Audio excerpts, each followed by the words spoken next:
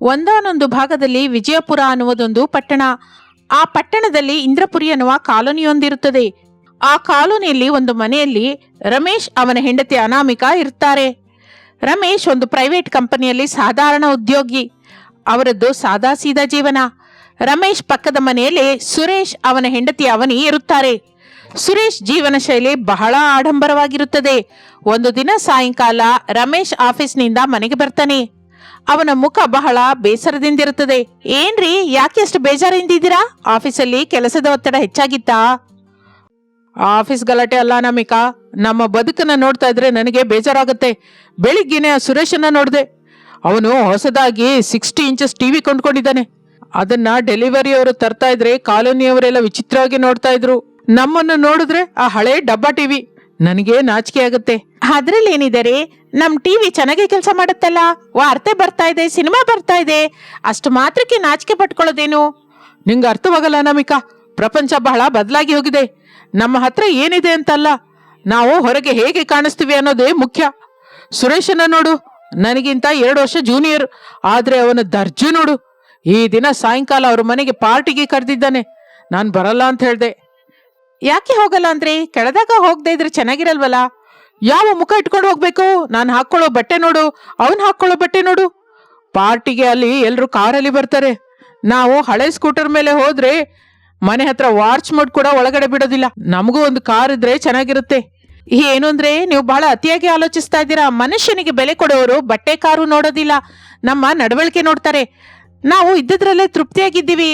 ಸಾಲ ಇಲ್ಲ, ಗಲಾಟೆ ಇಲ್ಲ, ಅದು ಸಾಲದ ನಮಗೆ? ನಿಲ್ಸು ಅನಾಮಿಕಾ ನಿನ್ನ ವೇದಾಂತ. ಇದ್ದದ್ರಲ್ಲಿ ಇರೋದು ಅನ್ನೋದು ಕೈಲಾಗದವ್ರು ಹೇಳೋ ಮಾತು.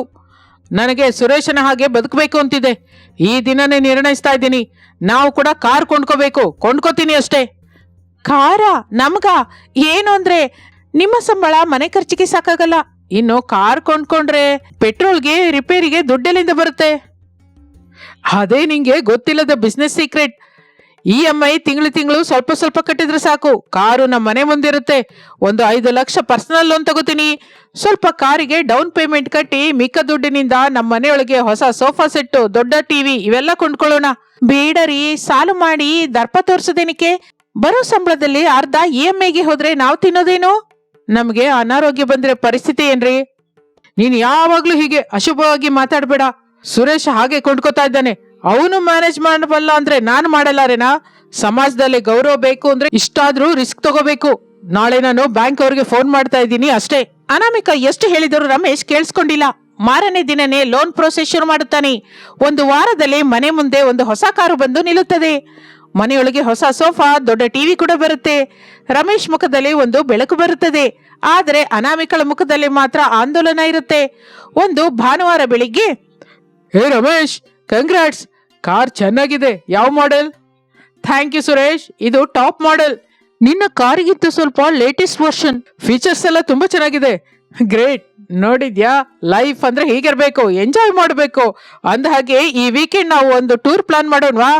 ಊಟಿಗೆ ಹೋಗೋಣ. ನನ್ ಕಾರಲ್ಲಿ ನಾನು, ನಿನ್ ಕಾರಲ್ಲಿ ನೀನು. ಫ್ಯಾಮಿಲಿ ಜೊತೆ ಎಂಜಾಯ್ ಮಾಡೋಣ. ಶೋರ್, ತಪ್ಪದೆ ಹೋಗೋಣ. ಒಳಗಡೆಯಿಂದ ಅನಾಮಿಕಾ ಇದೆಲ್ಲ ಕೇಳಿಸ್ಕೊತಾಳೆ. ಆಕೆ ಹೊರಗೆ ಬಂದು ರಮೇಶ್ ನನ್ನ ಕರೀತಾಳೆ. ಏನು ಅಂದ್ರೆ, ಒಂದ್ಸಲ ಇಲ್ಲಿ ಬನ್ನಿ. 1 ನಿಮಿಷ ಸುರೇಶ್ ಎಂದು ಸುರೇಶ್ಗೆ ಹೇಳಿ ಒಳಗಡೆಗೆ ಹೋಗುತ್ತಾನೆ. ಏನ್ ಅನಾಮಿಕಾ, ಸುರೇಶ್ ಮುಂದೆ ಹೀಗೆ ಕರೆಯೋದು ಅಗತ್ಯನಾ? ಊಟಿ ಟೂರ್ ಅಂತ ಮಾತು ಕೊಟ್ರಿ, ಕೈಯಲ್ಲಿ ದುಡ್ಡಿದ್ಯಾ? ಮೊನ್ನೆ ಕಾರ್ ಇನ್ಶೂರೆನ್ಸ್ ಕಟ್ಟೋದಕ್ಕೆ ನನ್ನ ಹತ್ರ ಇರುವ ಬಂಗಾರದ ಬೆಳೆ ಅಡವಿಟ್ರಿ. ಈಗ ಟೂರ್ಗೆ ಹೋದ್ರೆ ಕನಿಷ್ಠ 20,000 ಖರ್ಚಾಗತ್ತೆ. ಆ ದುಡ್ಡು ಎಲ್ಲಿಂದು? ಕ್ರೆಡಿಟ್ ಕಾರ್ಡ್ ಇದೆಯಲ್ಲ, ಏನಕ್ಕಾದ್ರೂ ಭಯವೇನಕ್ಕೆ? ಕ್ರೆಡಿಟ್ ಕಾರ್ಡ್ ಇಂದ ಕಳಿಸ್ತೀನಿ ಬಿಡು. ಮುಂದಿನ ತಿಂಗಳು ಬೋನಸ್ ಬರುತ್ತೆ, ಕಟ್ಟೋಣ. ಮುಂದಿನ ತಿಂಗಳು ಬೋನಸ್ ಬಂದ್ರೆ ಅದು ಮನೆ ಬಾಡಿಗೆ, ಕಾರಿನ ಲೋನ್ ಕಟ್ಟಬೇಕು. ನಿಮ್ಮ ಕ್ರೆಡಿಟ್ ಕಾರ್ಡ್ ಮೇಲೆ ಇಂಟ್ರೆಸ್ಟ್ ಬಂದ್ರೆ ಅದನ್ನ ತೀರ್ಸೋದು ನಮ್ಮಿಂದ ಆಗಲ್ಲ. ದಯವಿಟ್ಟು ಸುರೇಶನ್ ಜೊತೆ ಪೈಪೋಟಿ ಮಾಡ್ಬಿಡಿ. ಅವನ ಸ್ಥಾಯಿ ಬೇರೆ, ನಮ್ಮ ಸ್ಥಾಯಿ ಬೇರೆ. ಸ್ಥಾಯಿ ಅನ್ನೋದು ಹುಟ್ಟಿನಿಂದ ಬರೋದಿಲ್ಲ ಅನಾಮಿಕಾ, ಅದನ್ನ ನಾವೇ ಹುಟ್ಟಿಸ್ಬೇಕು. ಸುರೇಶನ ಮುಂದೆ ದುಡ್ಡಿಲ್ಲ, ಬರಲ್ಲ ಅಂತ ಹೇಳಿದ್ರೆ ನನ್ನ ಮರ್ಯಾದೆ ಏನಾಗತ್ತೆ? ಅವನು ನನ್ನ ಕೀಳಾಗಿ ನೋಡ್ತಾನೆ. ನಾವು ಹೋಗ್ತಾ ಇದೀವಿ ಅಷ್ಟೇ. ರಮೇಶ್ ಮೊಂಡನಂತೆ ಊಟಿ ಟೂರ್ಗೆ ಹೋಗುತ್ತಾನೆ. ಕ್ರೆಡಿಟ್ ಕಾರ್ಡ್ ಪರಿಮಿತಿಗಿಂತ ಹೆಚ್ಚಾಗಿ ಉಪಯೋಗಿಸ್ತಾನೆ. ಟೂರ್ ಎಲ್ಲ ಚೆನ್ನಾಗಿ ನಡೆಯುತ್ತೆ. ಫೋಟೋ ತೆಗಿತಾರೆ, ಸೋಷಿಯಲ್ ಮೀಡಿಯಾದಲ್ಲಿ ಇಡ್ತಾರೆ. ಎಲ್ರು ರಮೇಶ್ ಲೈಫ್ ಸೂಪರ್ ಅಂತ ಕಾಮೆಂಟ್ಸ್ ಕೊಡ್ತಾರೆ. ಅದನ್ನು ನೋಡಿ ರಮೇಶ್ ಸಂತೋಷ ಪಡ್ತಾನೆ. ಆದರೆ ನಿಜವಾದ ಕಷ್ಟ ಅಲ್ಲಿಂದ ಶುರುವಾಗತ್ತೆ. 1-2 ತಿಂಗಳು ಕಳೆಯುತ್ತದೆ. ಏನು ಅಂದ್ರೆ ಹಾಲ್ನವನು ದುಡ್ಡು ಕೇಳ್ತಾ ಇದ್ದಾನೆ. ಕಿರಾಣಾ ಅಂಗಡಿಯವನು ಕೂಡ ಇನ್ಮೇಲೆ ಸಾಲ ಕೊಡಲ್ಲ ಅಂದೆ. ಕಾರಿನ EMI ಬೌನ್ಸ್ ಆಗಿದೆ ಅಂತ ಮೆಸೇಜ್ ಬಂತು. ಈಗ ಏನ್ ಮಾಡೋಣ? ಆ ಮಾತಿಗೆ ರಮೇಶ್ ತಲೆ ಹಿಡಿದುಕೊಂಡು ಸೋಫಾದಲ್ಲಿ ಕೂತ್ಕೊಂಡು, ನನ್ಗೇನು ಅರ್ಥವಾಗ್ತಿಲ್ಲ ಅನಾಮಿಕಾ. ಆಫೀಸಲ್ಲಿ ಕೂಡ ಒತ್ತಡ ಹೆಚ್ಚಾಗಿದೆ. ಪ್ರಮೋಷನ್ ಬರುತ್ತೆ ಅನ್ಕೊಂಡೆ, ಆದ್ರೆ ಬರ್ಲಿಲ್ಲ. ಆ ಕ್ರೆಡಿಟ್ ಕಾರ್ಡ್ ಅವನು ದಿನಕ್ಕೆ 10 ಸಲ ಫೋನ್ ಮಾಡಿ ನನ್ ಪ್ರಾಣ ತೆಗಿತಾ ಇದ್ದಾನೆ. ನಾನ್ ಮೊದ್ಲೇ ಹೇಳಿದ್ದೆ ಅಲ್ಲ ರೀ, ನಮಗೆ ಆರ್ಭಟ ಬೇಡ ಅಂತ.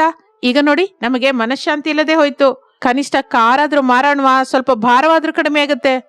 ಕಾರು ಮಾರಾಟ ಮಾಡೋದ? ಆದ್ರೆ 3 ತಿಂಗಳು ಕೂಡ ಆಗಿಲ್ಲ. ಈಗ ಮಾರಿದ್ರೆ ಕಾಲೋನಿನಲ್ಲಿ ನನ್ ಮರ್ಯಾದೆ ಏನಾಗ್ಬೇಕು?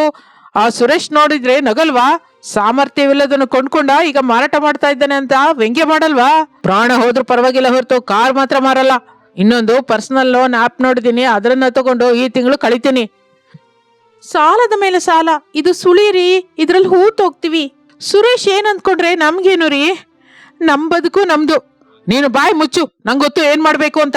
ರಮೇಶ್ ಮತ್ತೆ ಸಾಲ ಮಾಡುತ್ತಾನೆ. ಅಧಿಕ ಬಡ್ಡಿಗೆ ಹೊರಗೆ ಬಡ್ಡಿ ವ್ಯಾಪಾರಿಗಳ ಹತ್ರ ಕೂಡ ಕೈ ಚಾಚುತ್ತಾನೆ. ಹೊರಗೆ ಮಾತ್ರ ದರ್ಪದಿಂದ ಕಾರಲ್ಲಿ ತಿರುಗ್ತಾ ಇರ್ತಾನೆ. ಆದ್ರೆ ಒಳಗಡೆ ಭಯದಿಂದ ಅರ್ಧ ಸತ್ತು ಹೋಗಿರ್ತಾನೆ. ಯಾವ ಫೋನ್ ಮೊಳಗಿದ್ದರೂ ಭಯಪಡುವ ಪರಿಸ್ಥಿತಿ ಬರುತ್ತದೆ. ಒಂದು ದಿನ ರಾತ್ರಿ ಸಮಯ ಅನಾಮಿಕಾ ರಮೇಶ್ ಊಟ ಮಾಡ್ತಾ ಇರ್ತಾರೆ. ಹೊರಗೆ ದೊಡ್ಡ ಗಲಾಟೆ. ಏನದು ಗಲಾಟೆ?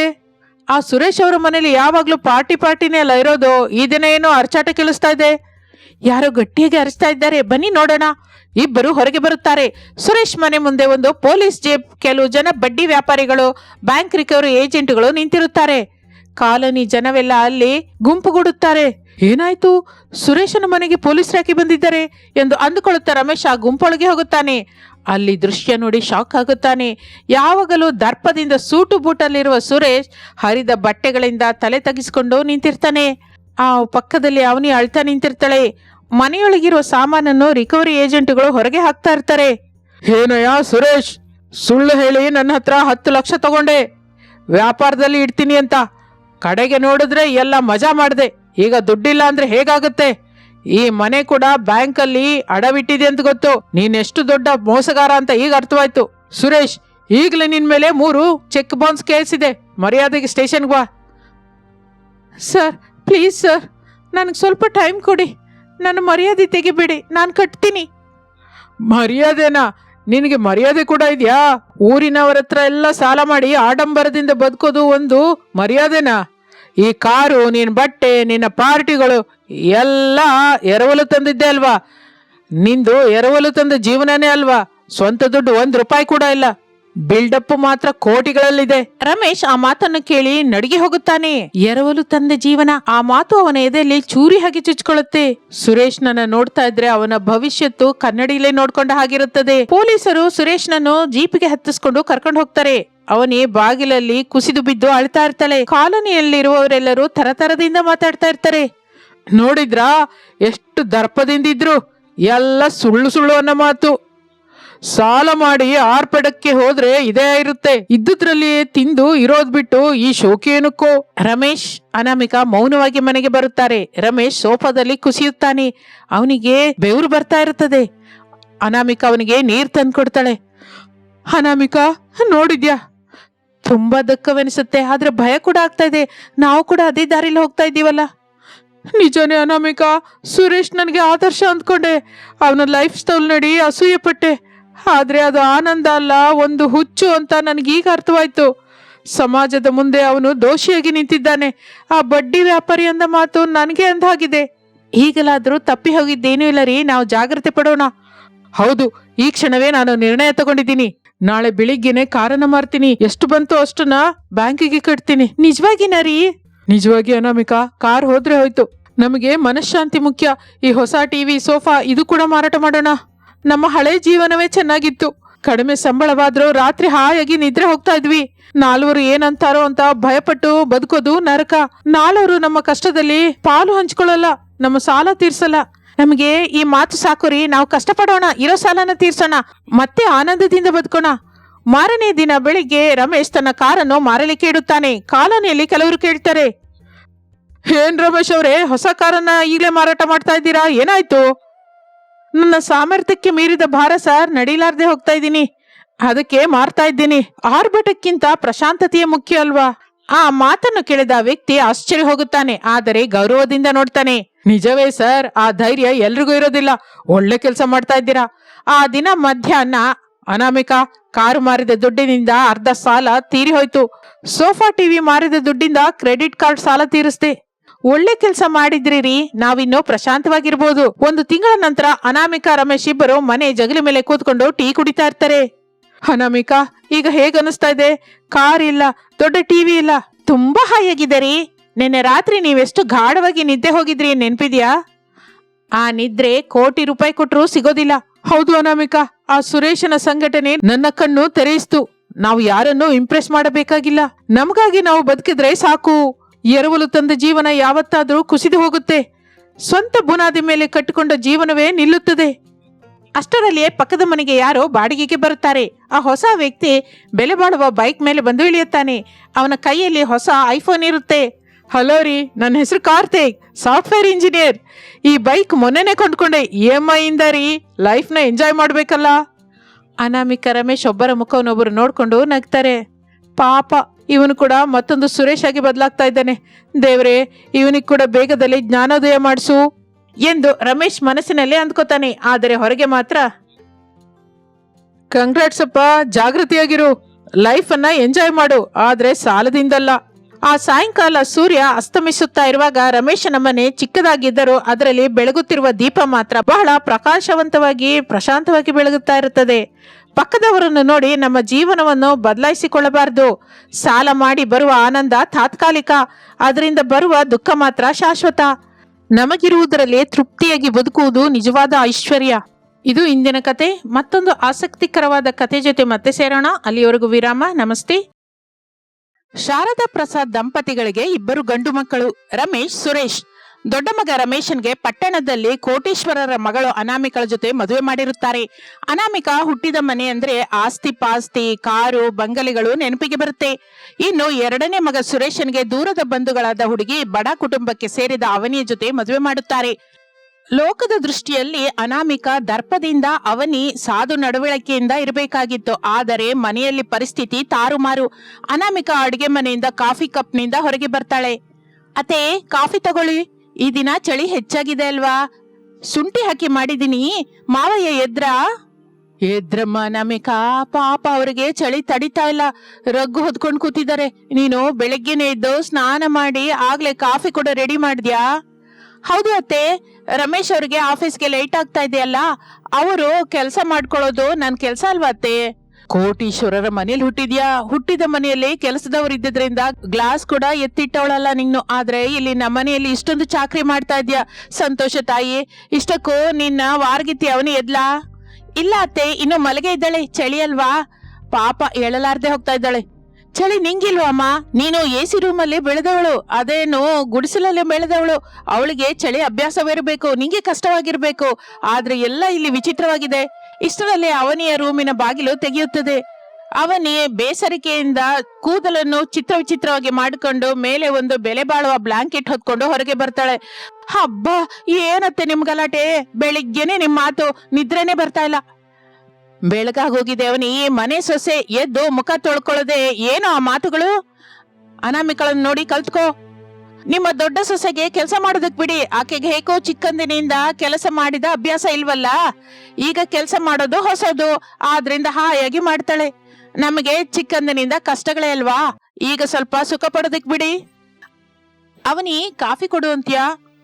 ಬೇಡ, ನೀನು ಕಾಫಿ ಮಾಡಿದ್ರೆ ಶುಗರ್ ಕಡಿಮೆ ಆಗಿರುತ್ತೆ, ನಾನೇ ಮಾಡ್ಕೋತೀನಿ.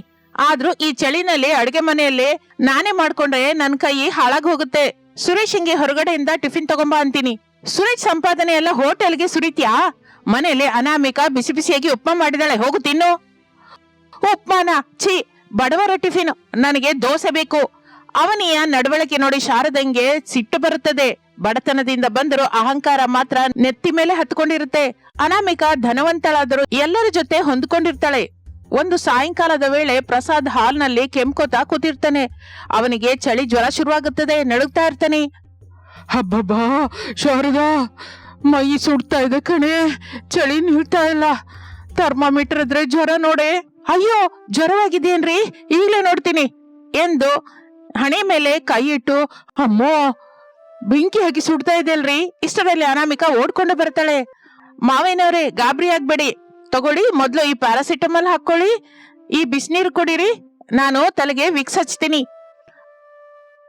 ಬೇಡಮ್ಮ ಅನಾಮಿಕಾ, ನೀನು ಆಫೀಸಿನಿಂದ ಬಂದೆ ರಮೇಶನ್ಗೆ ಊಟ ಬಡಿಸು, ನಿಮ್ಮತ್ತೆ ಸೇವೆ ಮಾಡ್ತಾಳೆ. ಪರವಾಗಿಲ್ಲ ಮಾವಯ್ಯ, ಗಂಡನನ್ನ ನೋಡ್ಕೊಳ್ಳೋದು ಎಷ್ಟು ಮುಖ್ಯನೋ ಮಾವಯ್ಯನ ಕೂಡ ತಂದೆ ಹಾಗೆ ನೋಡ್ಕೊಳ್ಳೋದು ಅಷ್ಟೇ ಮುಖ್ಯ. ನಿಮ್ಮ ಕಾಲು ತಣ್ಣಗಾಗಿ ಹೋಗಿದೆ, ಹೋಗಿ ಬಿಸಿನೀರನ್ನ ಕಾವು ಕೊಡ್ತೀನಿ. ಅನಾಮಿಕಾ ಪ್ರಸಾದನಿಗೆ ಸೇವೆ ಮಾಡ್ತಾ ಇರ್ತಾಳೆ. ಅದನ್ನ ನೋಡಿ ಶಾರದಳ ಕಣ್ಣಲ್ಲಿ ನೀರು ಬರುತ್ತದೆ. ಅವನೇ ಆ ಕಡೆಯಿಂದ ಹೋಗ್ತಾ ಇದೆಲ್ಲ ನೋಡ್ತಾಳೆ. ನೋಡಿದ್ರೆ ನಿಮ್ಮ ಅತ್ತಿಗೆ ಓವರ್ ಆಕ್ಷನ್. ಮಾವ ಹೆಂಗೆ, ನಿಮ್ಮ ಅಮ್ಮ ಇದ್ದಾಳಲ್ವಾ, ಈಕೆ ಸೇವೆ ಮಾಡ್ತಾ ಇದ್ದಾಳೆ. ಆಸ್ತಿಲಿ ಹೆಚ್ಚಾಗಿ ಪಾಲಿಗೋಗಿ ಇದಲ್ಲ. ಅವನಿ, ಬಾಯಿ ಹದ್ದು ಬಸ್ನಲ್ಲಿ ಇಟ್ಕೋ, ಅತ್ತಿಗೆ ಎಷ್ಟು ಚೆನ್ನಾಗಿ ನೋಡ್ಕೋತಾ ಇದ್ದಾಳೆ ನೋಡು. ನೀನು ಕನಿಷ್ಠ ಅಪ್ಪಂಗೆ ಒಂದು ಲೋಟ ನೀರ್ ಕೂಡ ಕೊಟ್ಟಿಲ್ಲ. ನಾನೇನು ಕೊಡ್ಬೇಕು? ಅವ್ರ ಕೈ ಏನು ಬಿದ್ದೋಗಿದ್ಯಾ? ಆದ್ರೂ ರೂಮಿಗೆ ಹೋದ್ರೆ ಆ ಕೆಮ್ಮು ಶೀತ ನನ್ಗೂ ಅಂಟ್ಕೊಳ್ಳುತ್ತೆ. ನನ್ಗೆ ನನ್ನ ಆರೋಗ್ಯ ಮುಖ್ಯ. ಛೀ, ನಿನ್ ಬುದ್ಧಿ ಇಷ್ಟೇನಾ?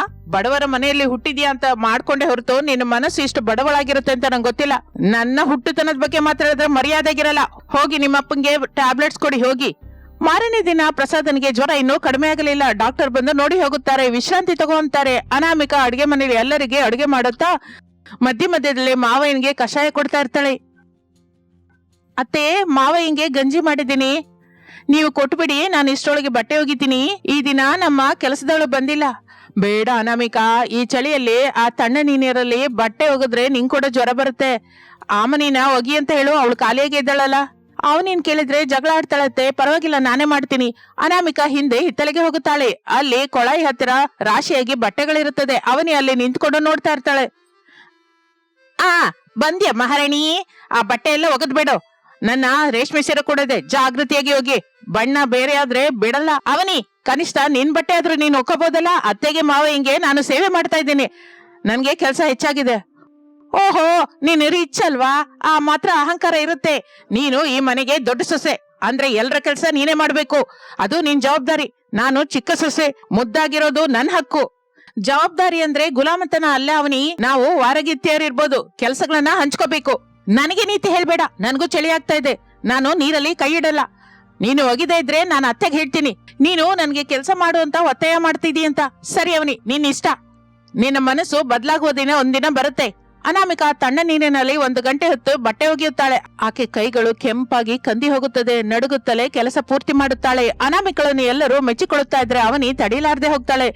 1-2 ದಿನದ ನಂತರ ಪ್ರಸಾದ್ ಚೇತರಿಸಿಕೊಳ್ಳುತ್ತಾನೆ. ಅನಾಮಿಕಾ ಮಾಡಿದ ಸೇವೆಗೆ ಅವನು ಸಂತೋಷದಿಂದಿರುತ್ತಾನೆ. ಶಾರದಾ, ಅನಾಮಿಕಳ ಇಲ್ದೇ ಇದ್ರೆ ನಾನು ಇಷ್ಟು ಬೇಗ ಚೇತರಿಸ್ಕೋತಾ ಇರ್ಲಿಲ್ಲ. ನನ್ನ ಸ್ವಂತ ಮಗಳು ಕೂಡ ನನ್ನನ್ನು ಇಷ್ಟು ಚೆನ್ನಾಗಿ ನೋಡ್ಕೋತಾ ಇರ್ಲಿಲ್ವೇನೋ. ನಿಜಾನೇ ರೀ, ಧನವಂತರ ಮಗಳಾದ್ರೂ ಎಷ್ಟು ಬುದ್ಧಿ ಇದೆಯೋ. ಅದೇ ಅವನಿನ್ ನೋಡಿ, ರೂಮಿನಲ್ಲಿ ಹೀಟರ್ ಹಾಕೊಂಡು ಮಹಾರಾಣಿ ಹಾಗೆ ಕೂತ್ಕೊಂಡಿದ್ದಾಳೆ. 1 ಸಲ ಕೂಡ ಬಂದು ಮಾತಾಡ್ಸಿಲ್ಲ. ಆ ಮಾತುಗಳೆಲ್ಲ ಅವನಿ ಕೇಳಿಸ್ಕೋತಾಳೆ. ಅವಳ ಮುಖ ಕೋಪದಿಂದ ಕೆಂಪಾಗುತ್ತದೆ. ಎಲ್ರು ಅನಾಮಿಕಳ ಭಜನೆ ಮಾಡ್ತಾ ಇದ್ದಾರೆ, ನನ್ನನ್ನು ಯಾರು ಹಚ್ಕೋತಾ ಇಲ್ಲ.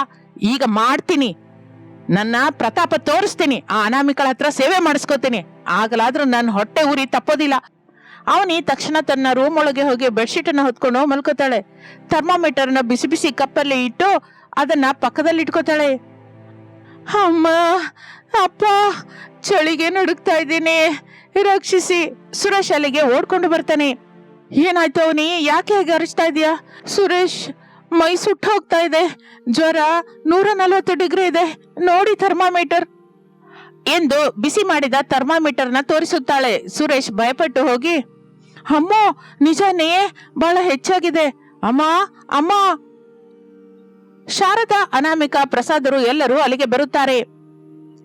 ಏನಾಯ್ತೋ? ಅವನಿಗೆ ಹೈ ಫೀವರ್ ಅಮ್ಮ, ಹೇಳಲಾರ್ದೆ ಹೋಗ್ತಾ ಇದ್ದಾಳೆ. ಅಯ್ಯೋ, ಇದುವರೆಗೂ ಚೆನ್ನಾಗೇ ಇದ್ಲಲ್ಲ, ನಾನು ಡಾಕ್ಟರ್ನ ಕರೆಸ್ತೀನಿ. ಬೇಡ ಅಕ್ಕ, ಡಾಕ್ಟರ್ ಬೇಡ, ನೀನು ಹತ್ರ ಇದ್ದು ನೋಡ್ಕೊಂಡ್ರೆ ಸಾಕು. ನನಗೆ ಬಿಸಿ ಬಿಸಿ ನೀರ್ ಬೇಕು, ಕಾಲ್ ನೋವ್ತಾ ಇದೆ, ನೀನು ಒತ್ತಿದ್ರೆ ಕಡಿಮೆ ಆಗುತ್ತೆ. ಜ್ವರ ಬಂದ್ರೆ ಡಾಕ್ಟರ್ನ ಕರಿಬೇಕು ಹೊರತು ವಾರಗಿತ್ತಿ ಹತ್ರ ಕಾಲ್ ಒತ್ತಿಸಿದ್ರೆ ಹೋಗುತ್ತಾ? ಅತ್ತೆ, ಅಕ್ಕ ಕೈಯಲ್ಲಿ ಅಮೃತ ಇದೆ ಅಂತೆ ಮಾವಯ್ಯ ಅಂದ್ರಲ್ಲ, ಅದಕ್ಕೆ ಅಕ್ಕ ಸೇವೆ ಮಾಡಿದ್ರೆ ನನಗೆ ಕಡಿಮೆ ಆಗುತ್ತೆ ಅಂತ ನನ್ನ ಆಸೆ. ಪ್ಲೀಸ್ ಅಕ್ಕ, ನನ್ಗಾಗಿ ಅಷ್ಟು ಮಾತ್ರ ಮಾಡಲ್ವಾ? ತಪ್ಪದೇವನಿ, ನೀನು ಮಲ್ಕೋ, ನಾನು ನೋಡ್ಕೋತೀನಿ. ಅನಾಮಿಕಾ ಅಮಾಯಕವಾಗಿ ಅವನಿ ನಾಟಕವನ್ನು ನಿಜ ಅಂದ್ಕೋತಾಳೆ. ಅವನಿ ಆ ದಿನದಿಂದ ಅನಾಮಿಕಳಿಗೆ ನರಕ ತೋರಿಸ್ಲಿಕ್ಕೆ ಶುರು ಮಾಡ್ತಾಳೆ. ಚಳಿಗಾಲ ಆದ್ರಿಂದ ಗಂಟೆಗೊಂದು ಸಲ ಬಿಸಿನೀರು ಬೇಕು ಅಂತ, ಶುಂಠಿ ಟೀ ಬೇಕು ಅಂತ ಅನಾಮಿಕಳನ್ನು ಅಡ್ಗೆ ಮನೆಗೂ ರೂಮ್ಗೂ ತಿರುಗಿಸ್ತಾನೆ ಇರ್ತಾಳೆ. ಒಂದು ದಿನ ಮಧ್ಯಾಹ್ನ 2 ಗಂಟೆ ಆಗ್ತಾ ಇರುತ್ತದೆ ಸಮಯ. ಎಲ್ಲರೂ ಊಟ ಮಾಡಿ ವಿಶ್ರಾಂತಿ ತಗೋತಾ ಇರ್ತಾರೆ. ಅನಾಮಿಕಾ ಮಾತ್ರ ಅವನಿ ರೂಮಲ್ಲಿ ಇರ್ತಾಳೆ. ಅಕ್ಕ, ಸೂಪು ತಣ್ಣಗಾಗಿ ಹೋಗಿದೆ, ಮತ್ತೆ ಬಿಸಿ ಮಾಡಿ ತಗೊಂಬಾ. ಹಾಗೆ ಅದರಲ್ಲಿ ಸಕ್ಕರೆ ಸ್ವಲ್ಪ ಹೆಚ್ಚಾಗಿ ಹಾಕು. ಈಗ್ಲೇ ಕೊಟ್ನಲ್ಲ ಅವನಿ, ಬಿಸಿಯಾಗಿ ಇದೆ, ನನಗೆ ತಣ್ಣಗೆ ಅನಿಸ್ತಾ ಇದೆ, ನೀನ್ ಹೋಗಿ ತಗೊಂಬಾ ಅಕ್ಕ. ಹಾಗೆ ಬರುವಾಗ ನನ್ನ ಬಟ್ಟೆ ಐರನ್ ಮಾಡಿ ತಗೊಂಬಾ. ಜ್ವರ ಕಡಿಮೆ ಆದ್ರೆ ಹಾಕೋಬೇಕಲ್ಲ. ಅವನಿ, ನನಗ್ ಕೂಡ ಸ್ವಲ್ಪ ಸುಸ್ತಾಗ್ತಿದೆ, ಸ್ವಲ್ಪ ಹೊತ್ತು ಮಲ್ಕೋತೀನಿ, ಸಾಯಂಕಾಲ ಮಾಡ್ತೀನಿ ಬಿಡು. ನೋಡಿದ್ರ, ನಾನು ಬಡವಳು ಅಲ್ವಾ, ಅದಕ್ಕೆ ನನ್ ಮೇಲೆ ನಿನಗೆ ಕರುಣ ಇಲ್ಲ. ಆದ್ರೆ ಅದೇ ಮಾವಯ್ಯ ಕೇಳಿದ್ರೆ ತಕ್ಷಣ ಮಾಡ್ತಾ ಇದ್ದೆ. ನನಗ್ ಮನೇಲಿ ಯಾರಿದ್ದಾರೆ? ಅಯ್ಯೋ ಅಳ್ಬೇಡ ಅವನಿ, ಹೋಗ್ತಾ ಇದ್ದೀನಿ, ಈಗ್ಲೇ ಮಾಡ್ತೀನಿ. ಅನಾಮಿಕಾ ದುಃಖದಿಂದ ಅಡ್ಗೆ ಮನೆಗೆ ಹೋಗುತ್ತಾಳೆ. ಅನಾಮಿಕಾ ಹಾಗೆ ಹೋಗುತ್ತಾಳೆ. ಅಬ್ಬಾ, ಹೀಗೆ ಇದನ್ನ ಆ ಕಡೆ ಈ ಕಡೆ ತಿರುಗೋ ಹಾಗೆ ಮಾಡಿ ಏನೋ ಒಂದು ಕೆಲಸ ಹೇಳ್ತಾ ಇದ್ರೆ ಭಲೆ ಮಜಾ ಅನಿಸ್ತಾ ಇದೆ. ಆಹಾ, ಏನ್ ಸುಖ ಅಪ್ಪ. ಆ ರಿಚ್ ಹುಡುಗಿ ನನ್ ಕೈಯಲ್ಲಿ ಕೀಲುಗೊಂಬೆ ಹಾಗೆ ಬದಲಾಗಿದ್ದಾಳೆ. ಹೀಗೆ 4 ದಿನ ಈ ತರ ಜ್ವರದ ನಾಟಕ ಆಡಿದ್ರೆ ಮನೆ ಕೆಲಸ ಎಲ್ಲ ಅವಳ ತಲೆ ಮೇಲೆ ಇರುತ್ತೆ. ಸಾಯಂಕಾಲ ಶಾರದಂಗೆ ಅವನಿ ಮೇಲೆ ಅನುಮಾನ ಬರುತ್ತದೆ. ಜ್ವರ ಬಂದ ಮನುಷ್ಯಳ ಮುಖದಲ್ಲಿ ಕಳೆ ಕಡಿಮೆ ಆಗಬೇಕು ಹೊರತು ಅವನಿ ಮುಖ ದಿನ ದಿನಕ್ಕೂ ಬೆಳಗಿ ಹೋಗ್ತಾ ಇರುತ್ತದೆ. ಇನ್ನು ಶಾರದಾ ಒಂದು ಪ್ಲಾನ್ ಮಾಡುತ್ತಾಳೆ. ಏನಂದ್ರೆ, ನಿಮ್ಮ ಚಿಕ್ಕ ಸೊಸೆ ವಿಷಯನ ತಿಳಿಬೇಕು. ಅವಳು ನಾಟಕ ಆಡ್ತಾ ಇದ್ದಾಳೆ ಅಂತ ನನಗೆ ಅನುಮಾನ. ಜ್ವರ ಬಂದವಳ ಹಾಗೆ ಅವಳ ಮುಖ ಇಲ್ಲ. ಪಾಪ ಅನಾಮಿಕಾ ಅವನಿಗಾಗಿ ಕಷ್ಟಪಟ್ಟು ಸೇವೆ ಮಾಡ್ತಾ ಇದ್ದಾಳೆ. ಹೇಗೆ ಕಂಡುಹಿಡಿತೀಯ ಶಾರದಾ? ನೀವು ನೋಡ್ತಾ ಇರ್ತೀರಲ್ಲ. ಶಾರದಾ ಒಂದು ಪ್ಲೇಟ್ ನಲ್ಲಿ ಬಿಸಿಯಾದ ಖಾರದ ವಡೆ, ಮತ್ತೊಂದು ಪ್ಲೇಟ್ ನಲ್ಲಿ ಜಿಲೇಬಿ ತೆಗೆದುಕೊಳ್ಳುತ್ತಾಳೆ. ಅವನಿ ರೂಮ್ ಕಡೆ ಹೋಗ್ತಾಳೆ. ರೂಮಿನ ಬಾಗಿಲು ಸ್ವಲ್ಪ ತೆಗೆದಿರುತ್ತದೆ. ಅವನಿ ಫೋನ್ ಅಲ್ಲಿ ಯಾರತ್ರನೋ ಉತ್ಸಾಹದಿಂದ ಮಾತನಾಡ್ತಾ ಇರ್ತಾಳೆ. ಏನೇ ಸುಜಾತ, ನನ್ನ ಆಕ್ಟಿಂಗ್ ಚೆನ್ನಾಗಿ ಹೊಡಿತಾ ಇದ್ದೀನಿ ಗೊತ್ತಾ? ಅನಾಮಿಕಾ ಕತ್ತೆ ಹಾಗೆ ಚಾಕ್ರಿ ಮಾಡ್ತಾ ಇದ್ದಾಳೆ. ನಾನು ಮಾತ್ರ ಮಂಚದ ಮೇಲೆ ಮಹಾರಾಣಿ ಆಗಿದ್ದೀನಿ. ಜ್ವರನೂ ಇಲ್ಲ, ಏನೂ ಇಲ್ಲ, ಎಲ್ಲ ನಾಟಕ. ಈ ಚಳಿಯಲ್ಲಿ ಕೆಲಸ ಮಾಡಲಾರದೆ ಹೀಗೆ ಪ್ಲಾನ್ ಹಾಕಿದೆ. ಬಾಗಿಲ ಹತ್ರ ನಿಂತುಕೊಂಡ ಶಾರದಾ ಅನಾಮಿಕಾ ಮಾತನ್ನು ಕೇಳಿಸ್ಕೊತಾರೆ. ಅನಾಮಿಕಾ ಕೈಯಲ್ಲಿರುವ ಹಾಲಿನ ಗ್ಲಾಸ್ ಕೆಳಗೆ ಬೀಳುತ್ತೆ. ಆ ಶಬ್ದಕ್ಕೆ ಅವನಿ ಬೆಚ್ಚಿ ಬಿದ್ದು ಹಿಂದಕ್ಕೆ ನೋಡುತ್ತಾಳೆ. ಬಾಗಿಲಿನಲ್ಲಿ ಅತ್ತೆ, ವಾರಗಿತ್ತಿ, ಸುರೇಶ್, ರಮೇಶರು ಕೂಡ ಇರುತ್ತಾರೆ. ಅತ್ತೆ, ಅದು ನಾನು. ಶಾರದಾ ಕೋಪದಿಂದ ಉಕ್ಕಿ ಬಂದು ಒಳಗೆ ಬರುತ್ತಾಳೆ. ಏನೇ, ಎಷ್ಟು ಧೈರ್ಯನೇ ನಿಂಗೆ? ಜ್ವರ ಅಂತ ಸುಳ್ಳು ಹೇಳಿ ಒಳ್ಳೆ ಮನುಷ್ಯನ, ಅದರಲ್ಲೂ ನಿನ್ನ ವಾರಗಿತ್ತಿನ ಕೆಲ್ಸದವಳ ಹಾಗೆ ನೋಡ್ಕೋತೀಯ? ಅವನಿ, ನಾನು ನಿನ್ನ ಸ್ವಂತ ತಂಗಿ ಹಾಗೆ ನೋಡ್ಕೊಂಡೆ. ನಿನ್ಗೆ ಕಷ್ಟ ಬಂದ್ರೆ ಸೇವೆ ಮಾಡ್ದೆ, ಆದ್ರೆ ನೀನು ನನ್ಗೆ ಹೀಗೆ ಮೋಸ ಮಾಡ್ತೀಯಾ? ಬಡತನ ಅಂದ್ರೆ ದುಡ್ಡು ಇಲ್ಲದೆ ಇರೋದಲ್ಲ, ಬುದ್ಧಿ ಇಲ್ಲದೆ ಇರೋದೇ ನಿಜವಾದ ಬಡತನ. ಛೀ, ನಿನ್ ಗಂಡ ಅಂತ ಹೇಳ್ಕೊಳಕ್ಕೆ ನನ್ಗೆ ಅಸಹ್ಯವಾಗ್ತಾ ಇದೆ. ಚಳಿಗೆ ನಡುಗುತ್ತಾ ಅತ್ತಿಗೆ ನಿನ್ಗೆ ಸೇವೆ ಮಾಡಿದ್ರು, ನೀನು ಮಾತ್ರ ಸ್ವೀಟ್ ತಿಂತ ಫೋನ್ ಅಲ್ಲಿ ಆಡ್ಕೋತಾ ಇದೀಯಾ? ಕ್ಷಮಿಸಿ, ನನ್ನನ್ನು ಕ್ಷಮಿಸಿ. ಅನಾಮಿಕಳ ಮೇಲೆ ಅಸೂಯಿಂದ ಹೀಗೆ ಮಾಡ್ದೆ. ಎಲ್ರೂ ಆಕೆನ ಹೊಗಳ್ತಾ ಇದ್ರೆ ತಡಿಲಾರ್ದೆ ಹೋದೆ. ಅಸೂಯೆ ಇದ್ರೆ ಆಕೆ ಹೇಗೆ ಒಳ್ಳೆಯವಳಗೆ ಬದಲಾಗಿ ಹೊಗಳಕ್ಕೆ ತರಿಸ್ಕೋಬೇಕು. ಅದು ಬಿಟ್ಟು ಹೀಗೆ ಮೋಸ ಮಾಡ್ತಾರ? ಅನಾಮಿಕಾ ಕೋಟೀಶ್ವರಳ ಮಗಳಾದ್ರೂ ಯಾವತ್ತೂ ದರ್ಪ ತೋರಿಸಿದ್ದಿಲ್ಲ. ಶಾರದಾ, ಇನ್ನು ಸಾಕು. ಅವನಿನ ತವ್ರ ಮನೆಗೆ ಕಳಿಸ್ಬಿಡು. ಇಂತಹ ಕೆಟ್ಟ ಉಪಾಯ ಮಾಡುವ ಸೊಸೆ ನಮ್ಮನೇಲಿ ಬೇಡ. ಮಾವಯ್ಯನವರೇ, ಬೇಡ, ನನ್ನನ್ನು ಕ್ಷಮಿಸ್ಬೇಡಿ. ನನಗೆ ಬುದ್ಧಿ ಬಂದಿದೆ, ಇನ್ಯಾವತ್ತೂ ಹೀಗೆ ಮಾಡಲ್ಲ. ಅನಾಮಿಕಾ ಅಕ್ಕ, ನೀನಾದ್ರೂ ಹೇಳು. ಅತ್ತೆ, ಈ ಒಂದು ಸಲ ಕ್ಷಮಿಸಿಬಿಡಿ. ತನ್ನ ತಪ್ಪು ಅವಳು ತಿಳ್ಕೊಂಡಿದ್ದಾಳಲ್ಲ. ತವ್ರ ಮನೆಗೆ ಕಳೆದ್ರೆ ಮರ್ಯಾದೆ ಹೋಗುತ್ತೆ. ಮನೇಲಿ ಕೆಲಸವೆಲ್ಲ ಅವಳೇ ಮಾಡೋ ಹಾಗೆ ಶಿಕ್ಷೆ ಕೊಡಿ. ಆ ಕಷ್ಟ ತಿಳಿದ ಹೊರತು ಬುದ್ಧಿ ಬರಲ್ಲ. ನನ್ನ ದೊಡ್ಡ ಸೊಸೆ ಮನಸ್ಸು ಬೆಣ್ಣೆ. ಸರಿ, ಅನಾಮಿಕಾ ಹೇಳಿದ್ದಕ್ಕೆ ಬಿಡ್ತಾ ಇದ್ದೀನಿ. ನಾಳೆಯಿಂದ ಈ ಚಳಿಗಾಲ ಪೂರ್ತಿಯಾಗುವವರೆಗೂ ಮನೆ ಕೆಲಸವೆಲ್ಲ, ಅಡುಗೆ ಕೆಲಸ, ಬಟ್ಟೆ ಒಗೆಯೋದು, ಪಾತ್ರೆಗಳು ಎಲ್ಲ ನೀನೇ ಮಾಡ್ಬೇಕು. ಅನಾಮಿಕಾ, ನೀನ್ ರೆಸ್ಟ್ ತಗೋ. ಹಾಗೆ ಅತ್ತೆ, ತಪ್ಪದೆ ಮಾಡ್ತೀನಿ. ಅಕ್ಕ, ನನ್ನನ್ನು ಕ್ಷಮಿಸು. ಮಾರನೇ ದಿನ ಚಳಿ ವಿಪರೀತವಾಗಿರುತ್ತದೆ. ಹಿತ್ತಲಿನಲ್ಲಿ ಅವನಿ ಚಳಿಗೆ ನಡುಗುತ್ತಾ ಪಾತ್ರೆ ತೊಳಿತಾ ಇರ್ತಾಳೆ. ಅನಾಮಿಕಾ ಕೈಯಲ್ಲಿ ಕಾಫಿ ಕಪ್ಪಿನಿಂದ ಅಲ್ಲಿಗೆ ಹೋಗ್ತಾಳೆ. ಅವನಿ, ತಗೋ ಬಿಸಿ ಕಾಫಿ. ಅಕ್ಕ, ನಾನು ನಿನಗೆ ಎಷ್ಟು ಕಷ್ಟ ಕೊಟ್ಟೆ, ಆದ್ರೂ ನನಗೆ ಕಾಫಿ ತಂದ್ಯಾ. ನೀನು ನಿಜವಾಗಿ ಗ್ರೇಟ್ ಅಕ್ಕ. ಹಳೇದನ್ ಬಿಟ್ಬಿಡು ಅವನಿ, ಬೇಗ ಕೆಲಸ ಮುಗಿಸ್ಕೊಂಡ್ ಬಾ. ನಾವು ಜೊತೆಯಾಗಿ ಸಂಕ್ರಾಂತಿಗೆ ತಿಂಡಿ ತಿನಿಸು ಮಾಡ್ಬೇಕು. ಹಾಗೆ ಅಕ್ಕ.